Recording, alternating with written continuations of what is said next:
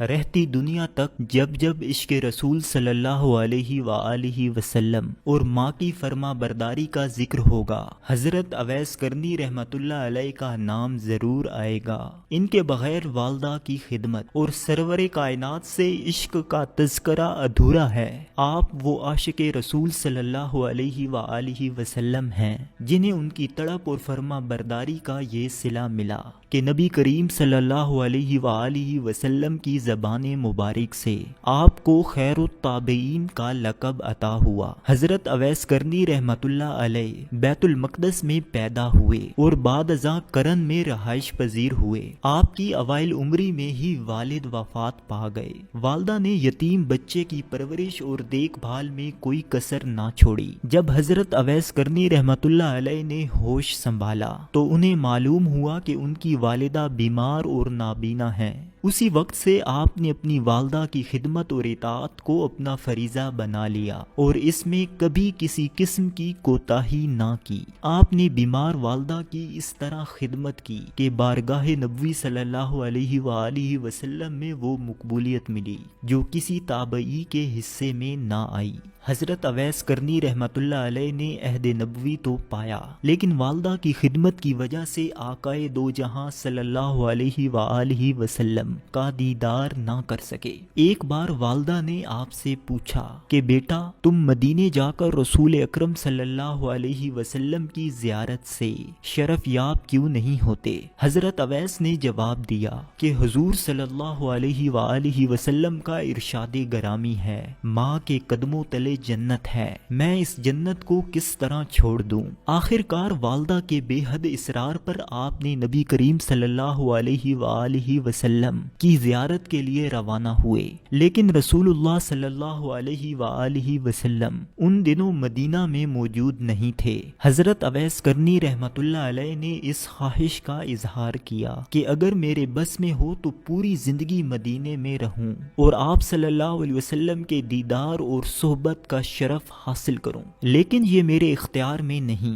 میری ماں بوڑھی ہیں اور انہیں میری ضرورت ہے۔ انہوں نے مجھے آپ صلی اللہ علیہ وآلہ وسلم کی خدمت میں حاضر ہونے اور جلد واپس یمن آنے کی تاکید کی تھی، لہٰذا وہ فوراً یمن روانہ ہو گئے اور زندگی بھر ماں کی خدمت کرتے رہے۔ اسی بنا پر انہیں اسلامی تاریخ میں بلند اور منفرد مقام حاصل ہے۔ حضرت اویس کرنی رحمت اللہ علیہ کا ذکر کر کے رسول اکرم صلی اللہ علیہ وآلہ وسلم نے صحابہ رضی اللہ تعالی عنہ کو حکم دیا کہ تم میں سے جو بھی اویس کرنی رحمت اللہ علیہ سے ملے اس سے دعا کرائے۔ ایک روایت کے مطابق حضرت عمر فاروق رضی اللہ تعالی عنہ کو خاص طور پر یہ حکم دیا کہ اے عمر رضی اللہ تعالی عنہ، جب آپ اویس کرنی رحمت اللہ علیہ سے ملیں تو اسے میرا سلام کہنا اور کہنا کہ وہ آپ کے لیے دعائے مغفرت کرے، کیونکہ وہ قبیلہ ربیہ اور مظہر کے برابر لوگوں کی شفاعت کرے گا۔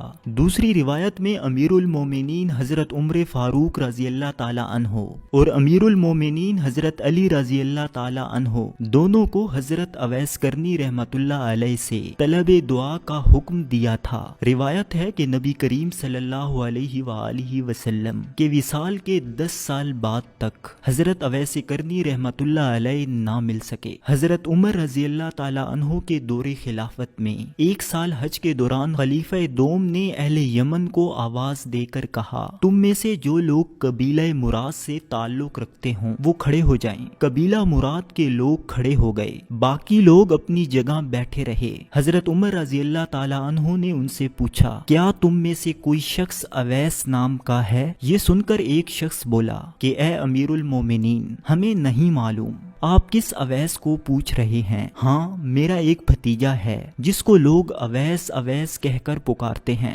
وہ میدان عرفات سے متصل جھاڑیوں میں لوگوں کے اونٹ چراتا ہے۔ حضرت عمر رضی اللہ تعالی عنہ نے حضرت علی کرم اللہ وجہہ کو اپنے ساتھ لیا اور دونوں حضرت اویس کرنی کی تلاش میں چل پڑے۔ وہاں پہنچ کر دونوں شخصیات نے ان کو سلام کیا۔ پھر حضرت عمر اور حضرت علی مرتضیٰ نے پوچھا، تمہارا نام کیا ہے؟ اللہ کی رحمت و سلامتی نازل ہو تم پر۔ اویس بولے، میں عبداللہ ہوں۔ سیدنا علی المرتضیٰ رضی اللہ تعالی عنہ نے کہا، ہمیں معلوم ہے آسمانوں میں اور زمین میں جو بھی متنفس ہے وہ عبداللہ ہے۔ میں تم کو پروردگار کعبہ اور پروردگار حرم کی قسم دے کر پوچھتا ہوں، تمہارا وہ نام کیا ہے جو تمہاری ماں نے رکھا ہے؟ حضرت اویس نے کہا، میرا نام اویس بن مراد ہے۔ حضرت عمر رضی اللہ تعالی عنہ اور حضرت علی رضی اللہ تعالی عنہ نے نبی کریم صلی اللہ علیہ وآلہ وسلم کے ارشاد کے مطابق ان کے ہاتھ پر برس کا نشان دیکھا۔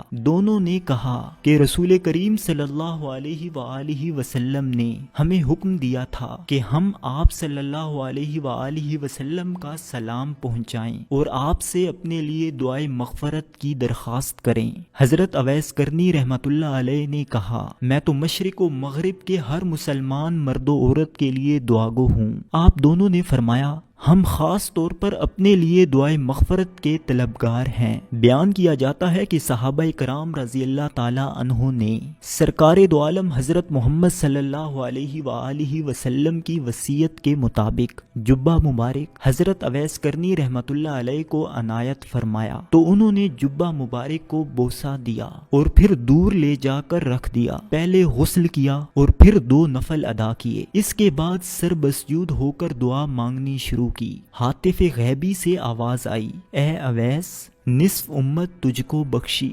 آپ نے سر مبارک نہ اٹھایا۔ پھر آواز آئی، 2 حصہ امت بخش دی۔ آپ رحمت اللہ علیہ نے پھر بھی سر مبارک سجدہ سے نہ اٹھایا۔ پھر ہاتف سے آواز آئی کہ ربیہ اور مزر کی بکریوں کے بالوں کے برابر امت تیری سفارش پر بخش دی۔ آپ نے پھر بھی سر نہ اٹھایا تھا کہ صحابہ کرام رضی اللہ تعالی عنہ اجمعین تاخیر کی وجہ سے ان کے قریب تشریف لائے۔ آہٹ سے حضرت اویس کرنی رحمت اللہ علیہ نے سر مبارک اٹھا لیا اور فرمایا، اے امیر المومنین رضی اللہ تعالی عنہ، اگر آپ کچھ دیر اور توقف فرماتے تو حق تعالیٰ سے میں ساری امت بخشوا لیتا۔ اس کے بعد حضرت اویس نے اونٹوں کو ان کے مالکوں کے حوالے کیا اور خود وہاں سے ایسے روپوش ہوئے کہ پھر کبھی نہیں دیکھے گئے۔ عاشق رسول صلی اللہ علیہ وآلہ وسلم حضرت اویس کرنی رحمت اللہ علیہ کو نبی کریم صلی اللہ علیہ وآلہ وسلم سے اتنی محبت تھی کہ جنگ احد میں آپ صلی اللہ علیہ وآلہ وسلم کے دندان مبارک شہید ہوئے تو حضرت اویس رحمت اللہ علیہ نے یہ سوچ کر کہ جانے آقا کا کون سا دانت مبارک شہید ہوا ہے،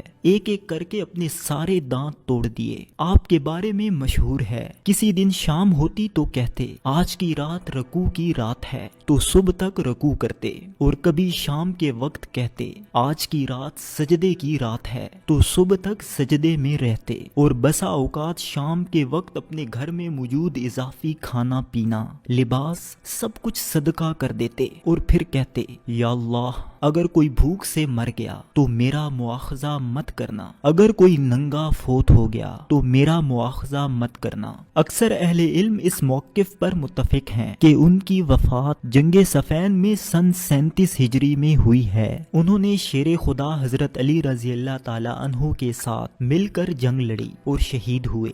وصال مبارک کے بعد ایک قبر پہلے سے آپ رحمت اللہ علیہ کے لیے تیار تھی۔ دفن کرنے والے اسلامی لشکر کے مجاہدین جب واپس اسی جگہ سے گزرے تو قبر مبارک غائب تھی۔ روایت بیان کی جاتی ہے روز قیامت کوئی حضرت اویس کرنی رحمت اللہ علیہ کو نہیں دیکھ سکے گا، کیونکہ حضرت اویس کرنی رحمت اللہ علیہ نے دنیا میں اس لیے چھپ کر اللہ کی عبادت کی کہ دنیا میں کوئی بندہ انہیں پہچان نہ لے، سو اللہ تعالیٰ 70,000 فرشتے اویس کرنی رحمت اللہ علیہ کی شکل میں داخل بہشت فرمائے گا تاکہ مخلوق انہیں نہ دیکھ پائے سوائے اس شخص کے جسے اللہ چاہے اسے آپ کی زیارت نصیب ہوگی۔ ہمارے لیے حضرت اویس کرنی رحمت اللہ علیہ کی زندگی مشعل راہ کی حیثیت رکھتی ہے اور ہمیں یہ سبق دیتی ہے کہ اپنی خواہش کتنی ہی شدید کیوں نہ ہو والدین کی خدمت میں رکاوٹ نہیں بننی چاہیے۔ ناظرین، مشائخ کرام کے اس سلسلے کا مقصد اہل اسلام کو اپنے بزرگان دین کے حالات و واقعات سے روشناس کرانا ہے تاکہ ان کی طرح ہماری زندگی بھی دینی احکامات کے مطابق ہو جائے اور ہم دین و دنیا میں کامیاب ہو جائیں۔